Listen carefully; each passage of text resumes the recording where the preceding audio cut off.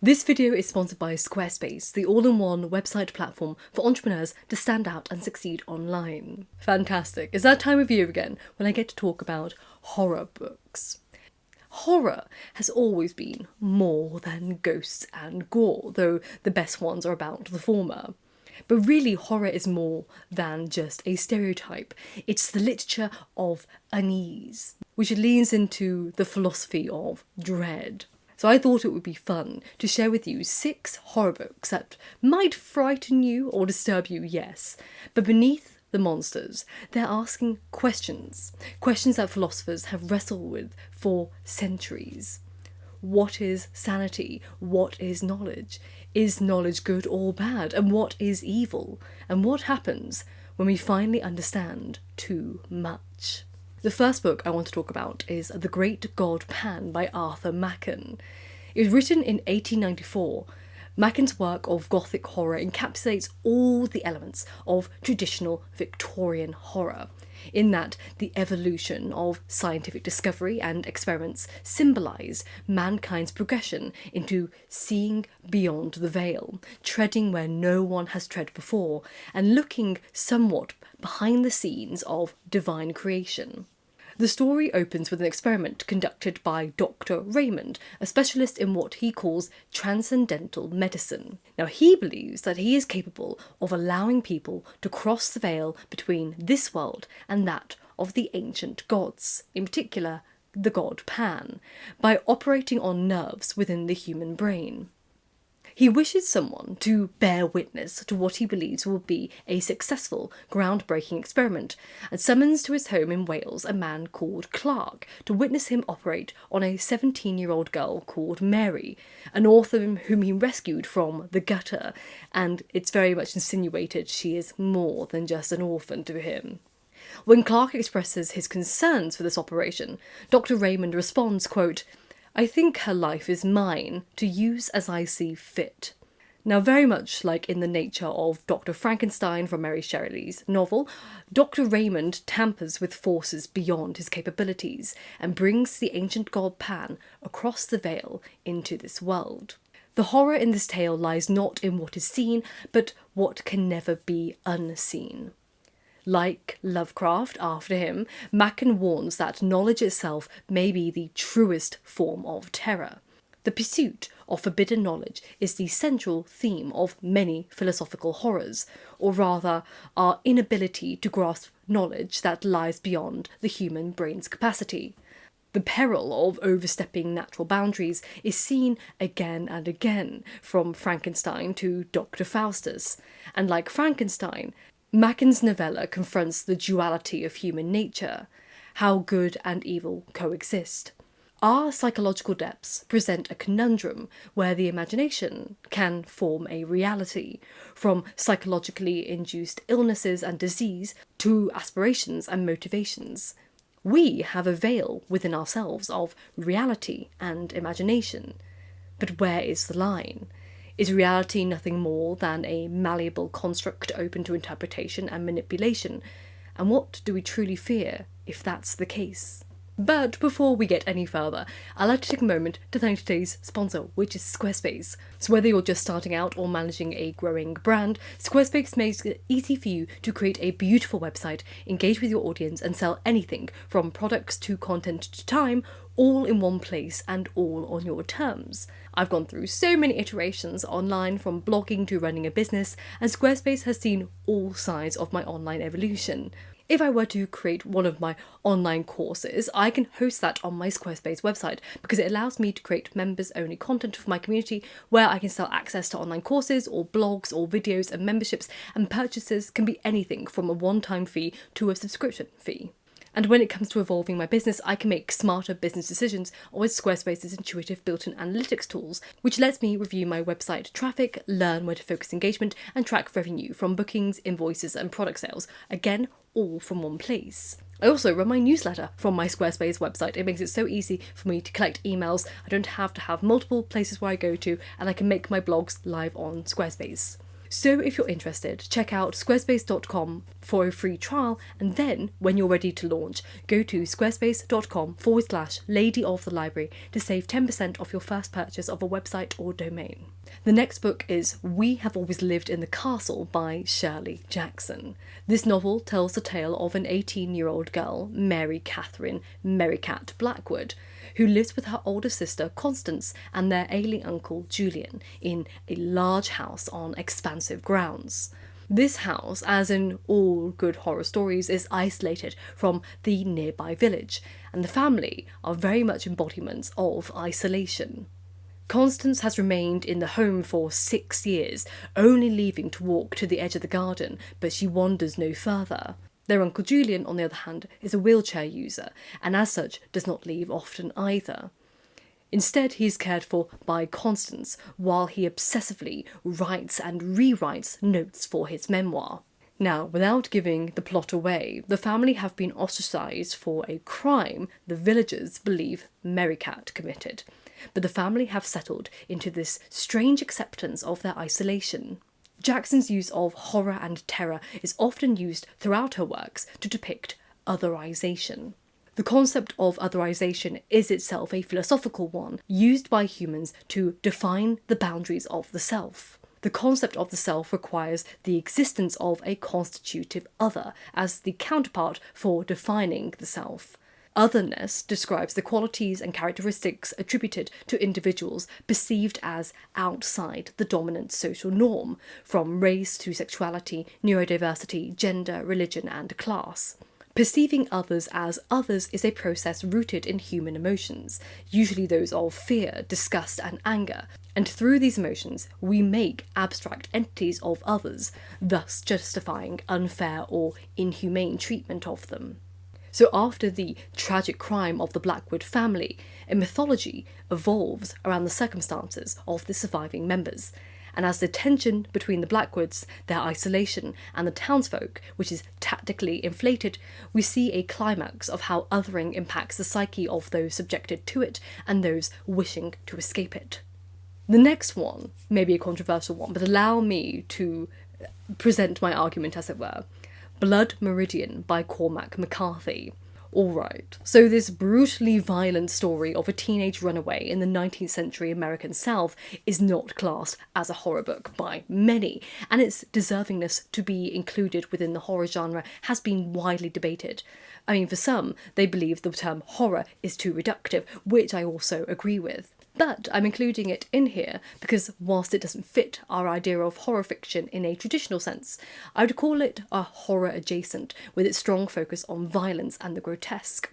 Rather than trying to scare the reader, Blood Meridian is an exploration of horror, a horror that is very, very real. The novel tells the story of a young man known as the Kid, who becomes a member of a group of mercenaries hired to kill Native Americans, and as the gang roams they begin to spread death like a gang of reapers. It's more graphic, unpredictable, and horrifying than many other horror books out there, and the Kid and the Judge are two of the most distinctive, philosophically intriguing, and horror-esque figures. Now, the two philosophers thrown around in discussions of Blood Meridian are Friedrich Nietzsche and Thomas Hobbes. Hobbes thought that human beings who lived in a state of nature would naturally be in a condition of war. If not compelled to peace by a stronger implicit social pact, i.e. the Leviathan, everyone would fight everyone else for resources, ultimately to the death, and life would be a constant state of war. Then we have the Judge, who is a pastiche of Nietzschean Overman, the Übermensch figure, a Wild West version of Zarathustra himself. He's a Renaissance man controlled by no one, bound by no moral code to a deity. The only moral code that the Judge is bound to is that of his own, and the trouble is, he doesn't have one. In Friedrich Nietzsche's Thus Spake Zarathustra, there is a chapter titled Of the Pale Criminal, which describes a man torn between primal will and moral conscience that he does not understand. Thus says the Scarlet Judge, why did this criminal murder? He wanted to steal, but I tell you, his soul wanted blood, not booty. He thirsted for the joy of the knife. In other words, the pale criminal killed a man and then robbed him in order to justify the act. But what happens when God is dead and we killed him, and there are no ideals with which to reconcile our instincts? Well, this is what Blood Meridian showcases, and the reality of such morality is far more terrifying than most cosmic horrors. Next we have Songs of a Dead Dreamer by Thomas Ligotti. Once again, another American author. What can I say? They know how to do philosophical horror. This collection of short stories very much reside in the real-world horrors of the human condition: madness, death, and decay. These stories play on the tropes of most horror fiction, taking place in asylums, haunted hamlets, and abandoned buildings, but uses the tropes to examine them. Professor Nobody, the fictitious alter ego of Ligotti himself, is a philosopher figure who examines the purpose and appeal of supernatural horror. He describes horror as the power that eats light and digests it into darkness. He also posits that supernatural horror allows us to feel our gloomy inheritance: pessimism. For Ligotti, pessimism is the best approach for his characters to negotiate a path throughout their miserable existence. Pessimism is really the belief that there is no redeeming an inherently bad thing. All we can do is either withdraw entirely from it or learn how to navigate it. Whereas optimism is the weaker alternative, as its practitioners merely passively hope things will change for the better. Thus pessimism offers room for learning and progression in a world that is deeply hopeless. Now, of course, I had to talk about one of my favourite novels of all time, The Picture of Dorian Gray by Oscar Wilde, and we are out of the American zone and into an Irish author. Now, I know what you're thinking. Dorian Gray is a classic, but once again not a horror. He is in the Gothic horror realm, so whilst he is Gothic, I'm giving him this space, for very good reason, because we cannot ignore the discussions of aestheticism and hedonism in this text. The young Dorian Gray meets Lord Henry Wotton, and through him becomes enamoured with the hedonistic worldview that beauty and sensuality are the most important things in life. Thus, terrified of losing his beauty, Dorian sells his soul, asking for his portrait to age instead of him. In this novel, we see aestheticism, the tension between beauty and morality, as well as hedonism steadily ruining a man's life. Though interestingly, neither are fully condemned, and that's what makes the novel so interesting. It lets the philosophies in question play with the text, and we as readers find ourselves questioning where we would draw the line, and what it truly means for us.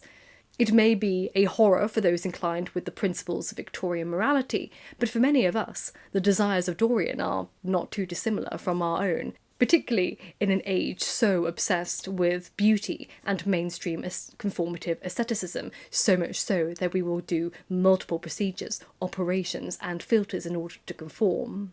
And wonderfully, we must talk about The House of Leaves by Mark Z. Danielewski. We are back to an American author again for an epistolary novel and a work of metafiction, stories within stories. Will Navidson is a Pulitzer Prize-winning photojournalist, and he moves into a home with his family.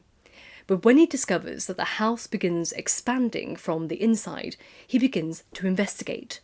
This leads to an alleged documentary, The Navidson Record, which was thoroughly analysed by an academic called Zampano, who writes lengthy analytical research papers on the documentary until his death. When his manuscript is then found by a tattoo artist, Johnny Truant, he then investigates the legitimacy of this research, and that is how the novel unfolds. Now, this novel seems to emulate what would be called as a Hofstadterian loop, what Hofstadter called a strange loop, a hierarchy of levels, each of which is linked to at least one other by some kind of relationship. But it's so tangled that there's no obvious hierarchy, but one will eventually return back to the original level. Hofstadter argues that this strange loop details how the psychological self comes into being. The brain, he argues, is not born with an eye. The ego is only formed when experiences take their place within the dense tapestry of our psyche.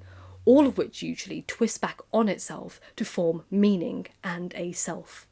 Now, obviously, I've tried to discuss these books without giving too much away. Hopefully people know the basics of the picture of Dorian Gray. My forgiveness if not, but I try to make this as elusive as possible, but also intriguing. And there were many other books I could have discussed. Now, you're probably also thinking, if this is the end of the video, where the hell is Lovecraft? Well, he is going to be in next week's video, because I'm doing a whole video on the philosophy of Lovecraft. So if you're interested in that, please make sure that you are subscribed to this channel so you get notification of when that video goes live. Thank you, as always, for all of you for supporting my channel, and in particular to my Patreons and also to my wonderful librarians, my top tier Patreons. And we have 2 new members. We have Gil, the Gilded Dragon, we have Fox Goblin 666, Lady of the Labyrinth, Ellen, Eric Taylor, Yvonne and Yvonne, Jenny Edivane, Marina, Fritz Anderson, Wee Lauren, Nicholas Reed and Andrea Bazil.